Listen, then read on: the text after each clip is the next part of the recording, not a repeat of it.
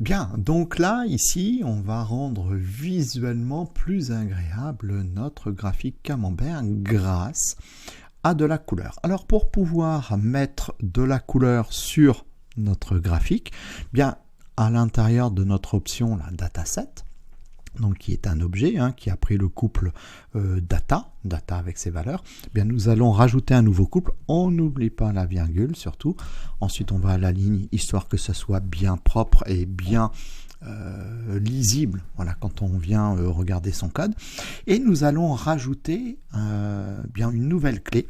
Cette clé s'appelle background color. Voilà, tout attaché, évidemment.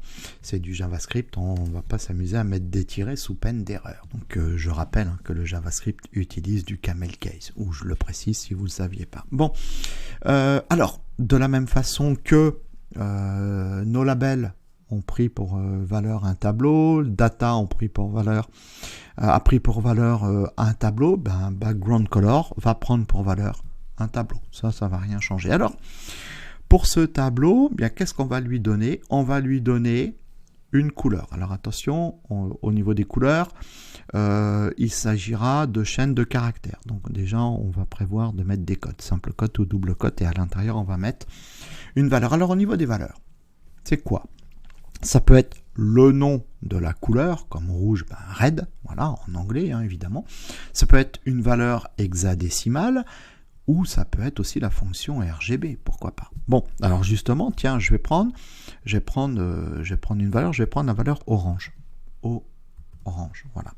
Et je vais dire que je voudrais que mon graphique camembert soit en orange. Je vais faire CTRL S, regardez ça. Tout est passé.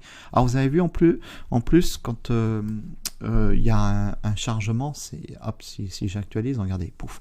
En plus on a une jolie petite animation. Ça se fait tout seul, c'est pas moi qui gère ça, c'est la librairie. Donc ça c'est plutôt sympa visuellement. Bon, si je reviens à mon background color, j'ai dit quoi? Je lui ai donné dans le tableau une valeur. La valeur que je lui ai donnée, c'était orange. Alors maintenant, s'il change, je dis non, je veux pas que ce soit orange, je veux que ce soit rouge. Donc je vais utiliser la valeur red. Je vais faire CTRL S, pouf, tout est passé en rouge. Alors, également, ici, mes labels qui sont là-haut.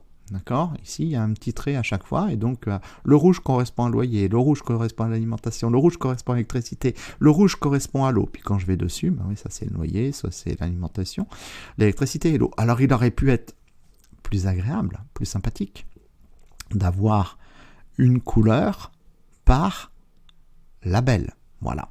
Alors comment on va faire? Ben justement, du fait que là ce soit un tableau, comme on avait fait pour les datas, ben on avait dit la première valeur de notre tableau correspond à la première valeur du tableau label, etc.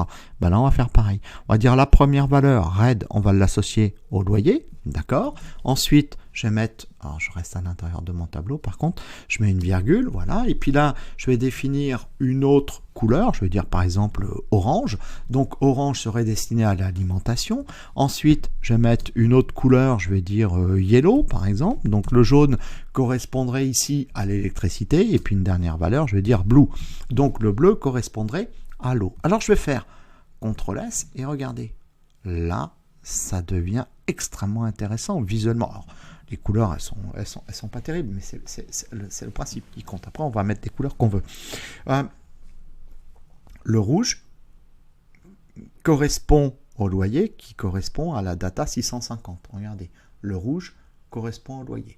Donc là, ici, ça, c'est la répartition. Quand je regarde mon camembert, je vois la répartition en haut. Le rouge, c'est le loyer. Le orange, c'est l'alimentation. Le jaune, c'est l'électricité. Le bleu, c'est l'eau. Puis quand je vais dessus, pouf, je récupère toutes mes datas, en fait. Ici, loyer, 650 et couleur rouge. Donc, je récupère l'ensemble des informations qui ont été mentionnées ici dans mon script. D'accord?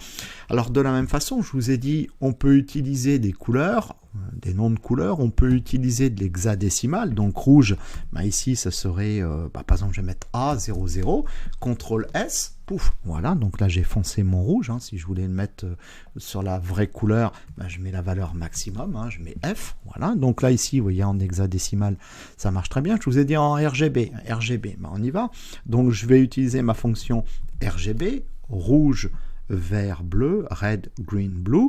Donc là, ça va de 0 A250. Alors je vais inventer un truc, je vais mettre 150 pour le rouge, je vais mettre 150 pour le vert et je vais mettre 0 pour le bleu. Je vais faire CTRL-S et ça me donne cette jolie petite couleur. Voilà.